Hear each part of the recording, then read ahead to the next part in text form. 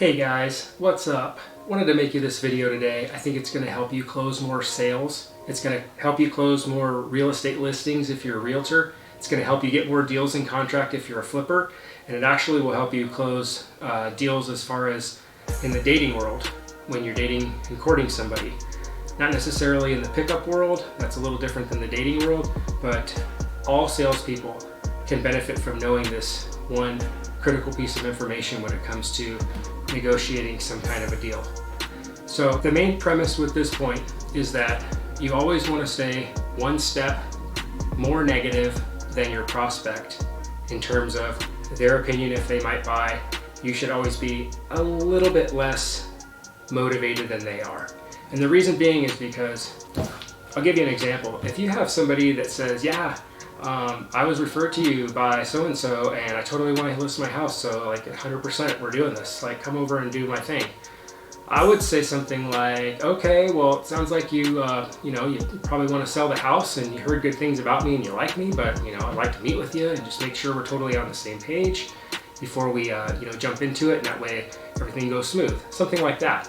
So as you can see, he was ready to go and I backed off one step. And the reason being is because anytime anybody tells me anything's 100%, I automatically assume it's 0% because 100% never works out.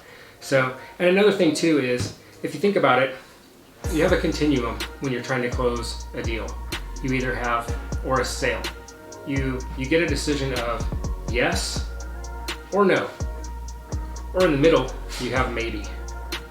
And in between yes and maybe, you have probably. And in between maybe and no, you have probably not. So there's 5 steps on the continuum, and you always want to stay one step behind your person. And the reason why is, imagine on either ends of those continuum from a yes to a no, you have a door. And the door is where the person has to get out of to be done with you. If you're on the wrong side of your client, you're more motivated than your client over here, he can just bolt out this door and he's gone. And if you do this, it will happen to you. So basically, you don't want to be an assumptive jerk, because that's not good. What you want to do is you want to cool down a little bit and just make sure that you discuss all of the challenges that you might have with your deal, so you can expose those things and make sure that you have a solid deal that's like pressure tested. And I'm going to give you a quick example of this will probably relate more to you in the world of dating life than it will in business. So let me give you this example. Let's say you meet somebody that you've been talking to, and you just say something like, hey, I'm Jason, and I was wondering if you might want to go out sometime. And she goes, oh yeah, I totally want to go with you so bad. I want to marry you. Like, we all know that is not happening, right? Right. Maybe she says something like, I don't really know you, but yeah, maybe. Okay, so what you don't want to do is get on the wrong side of her and go, oh, come on, let's do this, come on. And now you're pulling her in a direction she doesn't want to go. Also, that energy is quite repulsive when you're pulling somebody so far, it makes them want to go in the opposite direction of you. So if somebody says, yeah, maybe, I don't really know you yet. You're like, yeah, totally. I know you barely met me and it's totally fine. And I'll just give you my number and I'll get your number, and then maybe we can just go from there and take it slow. It's totally no problem, no pressure. And if it doesn't work out, you won't hurt my feelings. Something like that. Now you went one step less motivated than that person. It also has a psychological effect of causing that person to be kind of like, why are they backing off of me? It's kind of like, oh shoot, now they're backing off of me a little bit. Now I gotta kind of step up on them a little bit. So that happens. Let's move down the continuum a different place.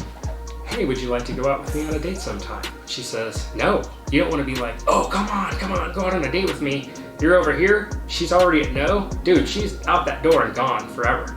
So what you want to do is, if a woman says no, you want to say, okay, well, I totally get it. If you do that, now you go one more step negative than that person. She's probably going to be like, oh, well, I didn't mean it like that. I just don't know you or anything. So it's just kind of weird and random. It's really all so fast, Usually guys get my number and text me and stuff, so I'm just not really used to that.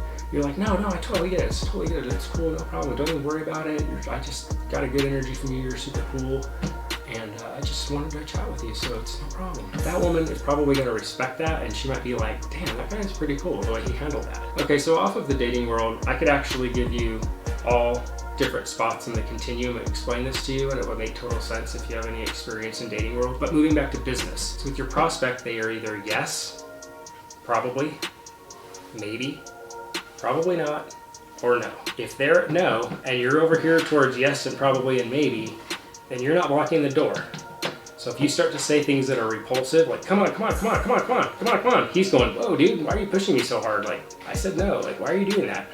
So you don't want to do that. Give an example. Let's say you have a prospect that's interested in doing the deal with you on a real estate transaction that you're going to buy their property for a flip or a wholesale, or it's a listing. And the person says, probably not. Like, hey, would you be interested in meeting up to talk about real estate? I know you were talking about renting a house, but maybe I could talk to you about the benefits of maybe buying. You're like, probably not. You're like, no, I totally get it. It's not a good time. So he said probably not. He didn't say no. Now, I'm going to no. Okay, I totally get it, no problem. I know the timing might not be right, just don't want to push you or anything. So I wanted to let you know that I'm here if you ever want to discuss that.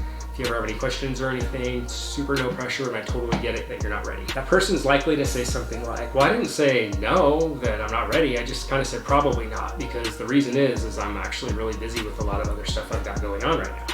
And you're like, oh, okay, cool. Yeah, well, I'll give you my info. It's, like I said, it's no pressure. If and when you're ready, maybe we could revisit this or something. So it's no problem. They're like, yeah, actually, that's cool. Yeah, I mean, I'm actually interested. It's something I've been wanting to do for a while. Like, okay, cool. So it's like, is it maybe more like maybe, but then probably not? Just, I don't want to push you, but it sounds like, it's like, yeah, like I'm a maybe. All right, well, I still get it. It's the timing thing, but, so my point is you're staying a little bit more negative than them. Now, if a person says, I'm a yes, obviously you're not going to jump 3 levels and say, no, dude, you don't want to do this. Although that might work, but I wouldn't try that. So you always want to stay 1 step so you're close to them, okay? Person says, hey, yeah, I everything that you told me about this deal actually makes pretty good sense. And I'm thinking that I'm probably going to want to do that. So now you're getting a probably yes. Thinking I'm going to probably want to do that. You don't want to be over here on the wrong side of him saying, yeah, dude, let's do this. Because what happens is you turn your back and start walking that way because you're dashing to the finish line. And you've got somebody behind you that was a maybe. You went way too fast, okay?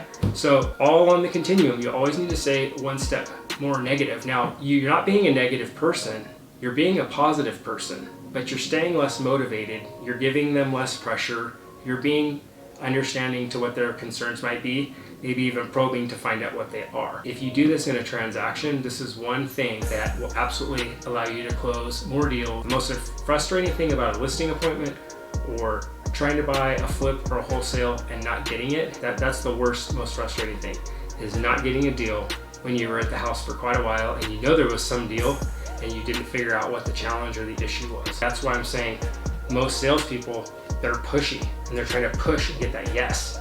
And it's very repulsive. It's very pushy. It's the same thing. Let me back this up and do it in the reverse. And a lot of you people need to hear this because the way you act towards people in your dating world is extremely repulsive. Some of you need to be called out on this, and it's not because I want to be mean, it's just because I don't think you realize.